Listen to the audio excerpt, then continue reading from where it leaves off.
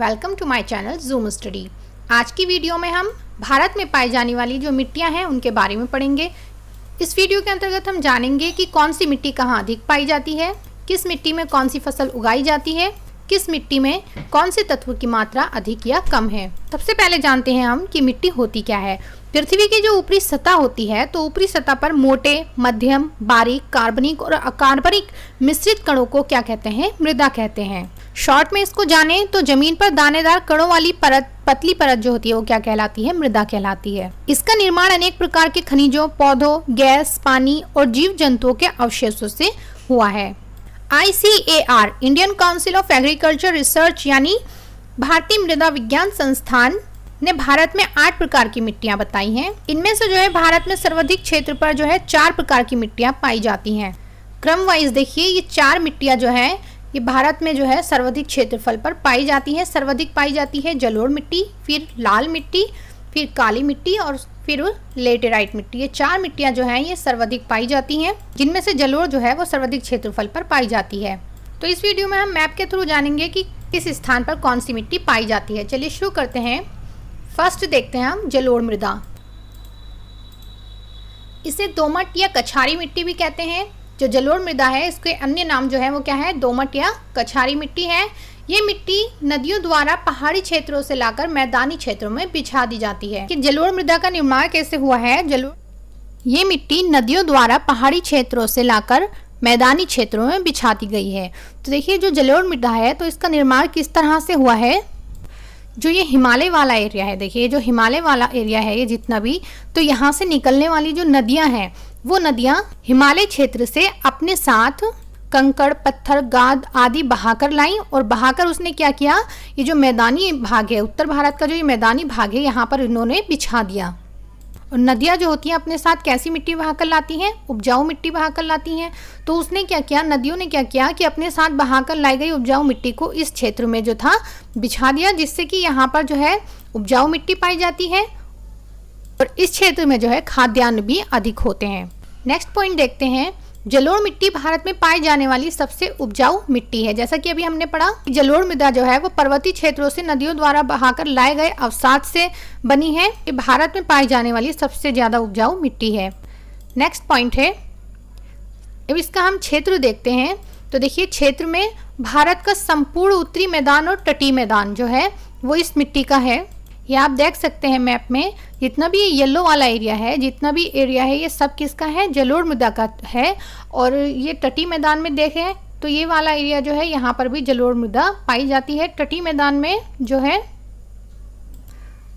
महानदी, गोदावरी, कृष्णा, कावेरी जो है, इन नदियों के मुहानों पर जो है ये मिट्टी पाई जाती है। कौन सी? जलोढ़ मृदा।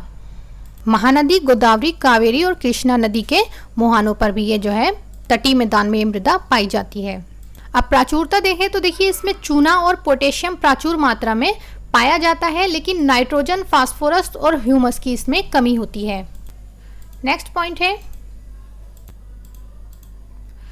यह मिट्टी धान यानी कि चावल की खेती के लिए काफ़ी अच्छी मानी जाती है तथा गन्ना, गेहूं, मक्का, तिलहन, आलू की खेती भी इसमें की जाती है। जैसा कि हम पढ़ चुके हैं कि उपजाऊ मिट्टी है, तो उपजाऊ मिट्टी में जो है खाद्यान्न भी अच्छे होंगे, तो यहाँ पर कुछ सब्जियां और फलों की खेती भी की जाती है। चलिए नेक्स्ट देखते हैं।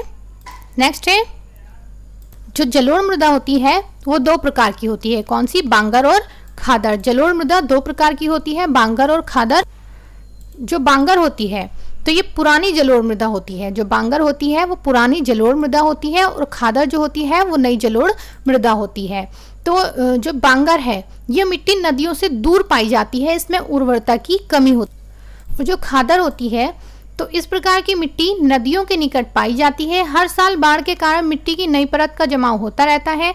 इसकी जल धारण की क्षमता अधिक होती है, इसमें हमेशा उर्वरता बनी रहती है। नेक्स्ट देखते हैं। नेक्स्ट है पर्वतीय मृदा। ये ग्रीन वाला आप देख रहे हैं, जितना भी हिमालय क्षेत्र है तो यहाँ पर कौन सी पाई जाती है? पर्वतीय मृदा पाई जाती है। पर्वतीय क्षेत्रों में इस प्रकार की मिट्टी का विस्तार देखने को मिलता है। जहां हिमालय पर्वत का विस्तार है वहां इसी प्रकार की मिट्टी पाई जाती है। इस मिट्टी का विस्तार जम्मू कश्मीर, लद्दाख, हिमाचल प्रदेश, उत्तराखंड, सिक्किम, अरुणाचल प्रदेश में देखने को मिलता है। ये देख सकते हैं आप मैप में, यहाँ जम्मू कश्मीर, लद्दाख, ये यहाँ पर हिमाचल प्रदेश, उत्तराखंड और यहाँ पर ये सिक्किम और अरुणाचल प्रदेश में जो है ये पर्वतीय मृदा पाई जाती है। इस मिट्टी में पर्वतीय ढालों पर सेब, नाशपाती, चाय की खेती की जाती है। इस मिट्टी में सर्वाधिक ह्यूमस पाया जाता है। ह्यूमस क्या होता है? देखिए, ह्यूमस को जानते हैं, मिट्टी में जीवों, वनस्पतियों के सड़े गले भाग को क्या कहते हैं? हम ह्यूमस कहते हैं। ये वनस्पतियों को उगने में जो है सहायता प्रदान करता है, उनको पोषण प्रदान करता है और मिट्टी में जो है नमी को बनाए रखता है। और क्या होता है, देखिए यहाँ अधिक क्यों पाया जाता है? पर्वतीय क्षेत्रों में खेती कम होती है, जीव जंतु, पत्ते, वनस्पति गिरते हैं, सड़ते हैं और उससे क्या है, ह्यूमस बनता रहता है। और ह्यूमस अधिक होने के कारण ये जो मिट्टी होती है, पर्वतीय मिट्टी, ये अम्लीय होती है और अम्लीय मिट्टी में जो है चाय की खेती अधिक होती है। यही रीज़न है कि हिमालय क्षेत्रों या पर्वतीय क्षेत्रों में जो है सर्वाधिक चाय के बागान लगे होते हैं, जैसे जम्मू कश्मीर में, हिमाचल में और ये पूर्वोत्तर भारत में जो है लगे होते हैं। नेक्स्ट हम देखते हैं काली मिट्टी। तो काली मिट्टी जो है, काली मिट्टी का निर्माण लावा चट्टानों के टूटने से होता है। इसको हम इस तरह से जानते हैं, देखिए जब ज्वालामुखी विस्फोट होता है तो ज्वालामुखी विस्फोट से क्या होता है, जो लावा निकलता है उससे क्या होता है, लावा चट्टानों का निर्माण होता है। यहाँ आप देख सकते हैं, यहाँ ज्वालामुखी विस्फोट हुआ, फिर उससे क्या होता है, लावा चट्टानों का निर्माण होता है। फिर जो लावा चट्टानें होती हैं तो इनके टूटने से, बिखरने से क्या होता है, काली मिट्टी का निर्माण होता है। तो भारत में जो ये काली मिट्टी पाई जाती है तो इसका निर्माण किससे हुआ है? दक्कन ट्रेप के लावा चट्टानों के टूटने से हुआ है और इसे अंतर्राष्ट्रीय स्तर पर किस नाम से जाना जाता है? चेरनोज़म नाम से जाना जाता है। इसका नेक्स्ट पॉइंट हम देखते हैं,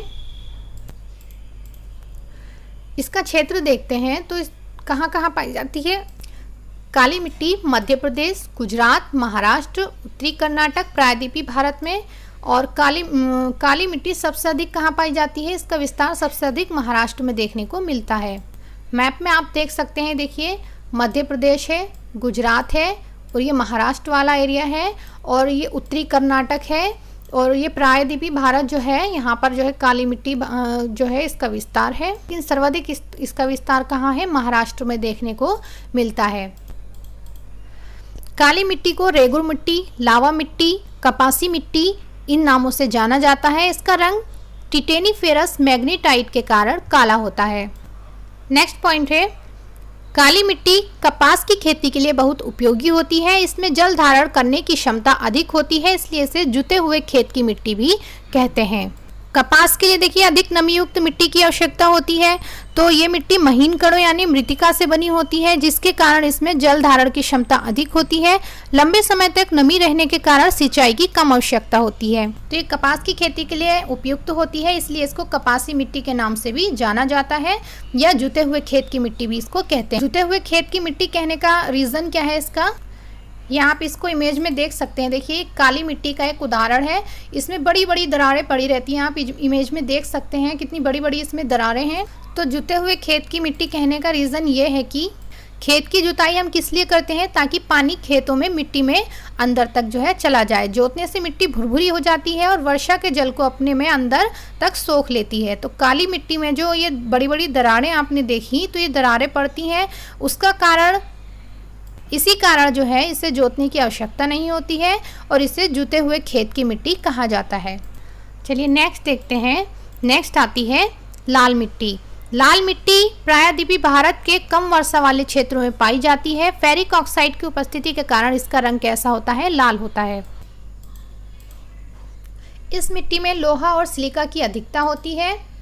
यह मिट्टी तमिलनाडु, आंध्र प्रदेश, नागालैंड, उड़ीसा, झारखंड, कर्नाटक के भाग पर पाई जाती है। सबसे ज़्यादा इसका विस्तार तमिलनाडु और आंध्र प्रदेश में अधिक है। मैप में आप देख सकते हैं, देखिए यहाँ पर ये तमिलनाडु, यहाँ आंध्र प्रदेश, यहाँ नागालैंड, उड़ीसा, झारखंड, कर्नाटक, इसमें ये पाई जाती है। लेकिन सर्वाधिक इसका विस्तार कहाँ पाया जाता है? तमिलनाडु में इसका सर्वाधिक विस्तार और आंध्र प्रदेश में जो है इसका सर्वाधिक विस्तार जो है हमें देखने को मिलता है। ये यहाँ आंध्र प्रदेश में है, इसका हमें विस्तार जो है देखने को मिलता है। नेक्स्ट है, ये दूसरी सर्वाधिक पाई जाने वाली मिट्टी है। नंबर 1 पर सबसे ज़्यादा कौन सी पाई जाती है? जलोढ़ मृदा पाई जाती है। सेकंड पर कौन सी? लाल मिट्टी पाई जाती है। नेक्स्ट है, यह मिट्टी बाजरे की खेती के लिए उपयुक्त होती है। नेक्स्ट आता है लेटराइट मिट्टी। तो लेटराइट मिट्टी जिन क्षेत्रों में 200 सेंटीमीटर से अधिक वर्षा और अत्यधिक गर्मी होती है वहां लेटराइट मिट्टी पाई जाती है। इसे मखरली मिट्टी या निक्षालन मिट्टी भी कहते हैं।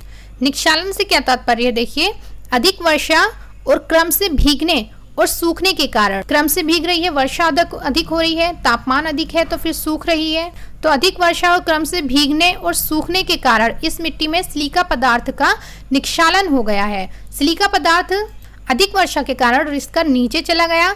इस मिट्टी का निर्माण सिलिका के निक्षालन से हुआ है।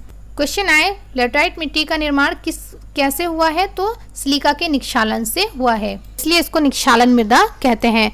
नेक्स्ट आता है, इस मिट्टी में लौह ऑक्साइड और एल्युमिनियम की भरपूर मात्रा पाई जाती है। लौह ऑक्साइड के कारण इस मिट्टी का रंग भी लाल। कौन कौन से तत्व अधिक पाए जाते हैं? लौह ऑक्साइड और एल्युमिनियम इस मिट्टी में जो है अधिक पाए जाते हैं। नेक्स्ट आता है, इसमें ह्यूमस, पोटास, फास्फोरस, नाइट्रोजन की कमी होती है जिसके कारण ये अनुपजाऊ होती है। जो ऐसी अनुपजाऊ मिट्टी होती है तो इसमें अधिक खाद डालकर खेती की जाती है और रासायनिक खाद को अधिक पानी की आवश्यकता होती है। और यदि वर्षा ना हो तो खाद डालना भी बेकार रहता है और बाढ़ आ जाए तब भी बेकार रहता है, इसलिए मिट्टी क्या है, अनुपजाऊ होती है। यह मिट्टी पश्चिमी घाट, शिलांग पठार, उड़ीसा, झारखंड में पाई जाती है। मैप में आप देख सकते हैं, देखिए ये पूरा पश्चिमी घाट है। पश्चिमी घाट के अलावा ये यहाँ पर शिलांग पठार आया और यहाँ उड़ीसा, झारखंड में राजमहल की पहाड़ियाँ जो हैं यहाँ पर ये मिट्टी पाई जाती है। इसके अलावा जो है ये मिट्टी तमिलनाडु की शिवराय पहाड़ी, शिवराय पहाड़ी है यहाँ पर भी जो है थोड़ी बहुत मात्रा में ये लेटराइट मिट्टी पाई जाती है। कहाँ? पश्चिमी घाट, शिलांग पठार, उड़ीसा, झारखंड और थोड़ी तमिलनाडु की शिवराय पहाड़ी पर ये लेटराइट मिट्टी पाई जाती है। फिर है, लेटराइट मिट्टी का सर्वाधिक विस्तार केरल में है। यह आप देख सकते हैं यहाँ पर मैप में, इसका सर्वाधिक विस्तार कहाँ है, यहाँ केरल में देखने को मिलता है। और इसमें जो है देखिए लेटराइट मिट्टी में चाय, कॉफ़ी, इलायची, काजू, सिनकोना के लिए जो ये मिट्टी होती है ये उपयुक्त होती है। चाय, कॉफ़ी, इलायची, काजू और सिनकोना के लिए। नेक्स्ट पॉइंट है, इस मिट्टी का उपयोग ईंट बनाने में किया जाता है। जो लेटराइट मिट्टी है इसका उपयोग किस में किया जाता है? ईंट बनाने में किया जाता है। नेक्स्ट आती है मरुस्थली मृदा। ये आप देख सकते हैं इमेज में, जो रेत दिख रही है ये कौन सी होती है? मरुस्थली मृदा होती है। इस मिट्टी का विस्तार राजस्थान, गुजरात, दक्षिण पंजाब और दक्षिण हरियाणा में देखने को मिलता है। यहाँ आप इमेज में देख सकते हैं ये वाला एरिया जो है ये पूरा किसका है? मरुस्थली मृदा का है। इस मिट्टी में नमी की कमी पाई जाती है, इस कारण इसमें खाद्यान्न उगाना संभव नहीं है। नेक्स्ट पॉइंट है, इसमें मोटे अनाज जैसे बाजरा, ज्वार और सरसों की खेती की जाती है। तो राजस्थान जो है तो यहाँ की मिट्टी जो है इसमें नमी कम पाई जाती है जिसके कारण यहाँ खाद्यान्न उगाना संभव नहीं है। लेकिन जो राजस्थान का श्री गंगा नहर जिला है, जो राजस्थान का ये श्री गंगा नहर जिला है यहाँ पर, इसमें जो है इंदिरा गांधी नहर के द्वारा जो है सिंचाई के माध्यम से खाद्यान्नों की खेती की जाती है। जो राजस्थान का गंगा नहर जिला है यहाँ पर, और हरित क्रांति में ये राजस्थान का जो श्री गंगा नहर जिला है ये भी शामिल था, क्योंकि हरित क्रांति किससे संबंधित थी? गेहूं के उत्पादन से संबंधित थी। हरित क्रांति में जो था ये गंगा नहर जिला नगर जिला जो है ये भी शामिल था, क्योंकि यहाँ पर जो है इंदिरा गांधी नहर के द्वारा जो है सिंचाई के माध्यम से खाद्यान्नों की खेती की जाती है। तो इसी के साथ हमारी आज की वीडियो यहीं कंप्लीट होती है। वीडियो आपको कैसे लगी प्लीज कमेंट करके जरूर बताइएगा। अगर आप हमारे चैनल पर नए हैं तो इसी तरह की वीडियो पाने के लिए हमारे चैनल को सब्सक्राइब जरूर कीजिएगा। मिलते हैं नेक्स्ट वीडियो में।